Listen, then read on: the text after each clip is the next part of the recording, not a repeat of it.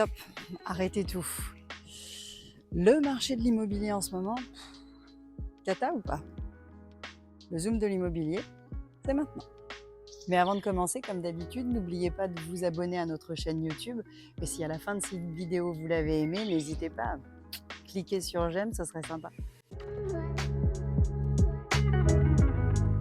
Ces derniers temps, avec le ralentissement du marché de l'immobilier, beaucoup me demandent si c'est le moment de vendre ou d'acheter. Une seule et même réponse, oui. Mais pourquoi? On va d'abord faire un petit point sur la situation. Les transactions depuis le début de l'année sont en recul de 30% à peu près et sur le mois de mars uniquement 15%. Les taux d'intérêt continuent à augmenter, ils ont triplé en 1 an et demi. Aujourd'hui, sur 20 ans, on a dépassé les 3% et les projections à fin mai sont aux alentours de 4%. Aujourd'hui, du coup, quand on fait le bilan de la situation, que ce soit en transaction ou en neuf, on n'est pas hyper bien loti.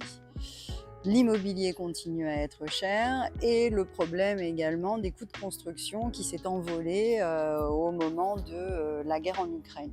L'inflation qui n'arrange rien, résultat des courses, l'ambiance est un petit peu morose. En gros, l'immobilier en ce moment, vous l'aurez compris, c'est l'éclate. Du côté des acquéreurs, il est de plus en plus compliqué d'obtenir un prêt. Aujourd'hui, vous avez des conditions d'obtention de prêt qui se durcissent, vous avez des apports qui sont demandés de plus en plus importants. Les primo-accédants ont très difficilement accès à la propriété et la capacité de financement également, du coup, pour les couples qui peuvent être finançables, se réduit de jour en jour. Du côté des vendeurs, c'est un petit peu pareil. Eux aussi sont acheteurs à un moment donné et ils ont des difficultés à trouver le bien parce que les prix sont encore hauts, les financements sont compliqués à avoir et du coup ils se posent la question de se dire est-ce que je vends maintenant ou est-ce que je ne vends pas? Parce que ça va être compliqué également pour moi d'arriver à trouver un acheteur, de surtout arriver à trouver le bien qui me correspond.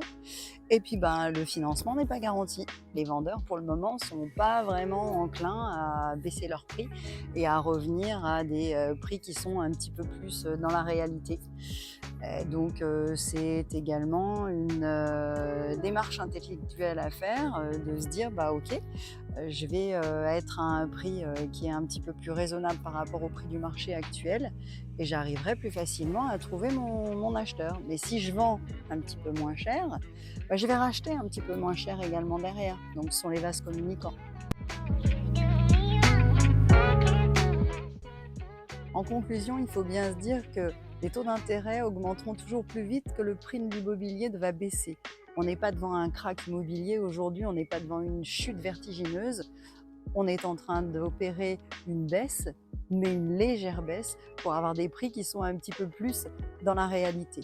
Ce qui fait que l'acheteur a tout intérêt, lui, à acheter aujourd'hui, avant que les taux d'intérêt ne continuent à s'envoler, parce qu'il n'est pas prévu que ça s'arrête. Et le vendeur, lui, a tout intérêt également à vendre maintenant, pendant que l'acheteur peut encore acheter. Et puis, il ne faut pas oublier non plus que l'immobilier reste une valeur refuge. On aura toujours besoin de se loger, sauf qu'il est primordial aujourd'hui d'avoir un bon accompagnement et de pouvoir avoir des conseils avisés aussi. Donc, à bon entendeur, salut!